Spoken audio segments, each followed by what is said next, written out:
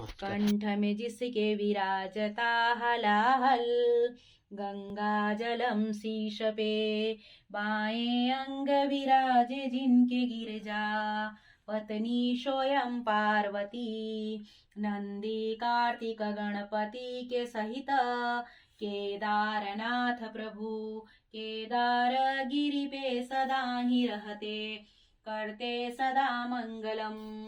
मंगलम भगवान विष्णु मंगलम गरुड़ध्वज, मंगलम पार्वतीनाथ सर्वमंगलमांगले, सौराष्ट्रे सोमनाथञ्च श्रीशैले मल्लिकार्जुनम्, उज्जैनं महाकालम् ओङ्कारम् अमलेश्वरम्, परल्या वैद्यनाथञ्च डाकीन्द्रां भीमशङ्करम्, सेतुबन्धे तु रामेश्वरम् नागेशं तारुपावने, वाराणस्यां तु विश्वेशम् त्र्यम्बकं गौतमीतटे, हिमालये तु केदारम् गृष्णुलेशं शिवालये, गृष्णुलेशं शिवालये। ॐ नमः शिवाय।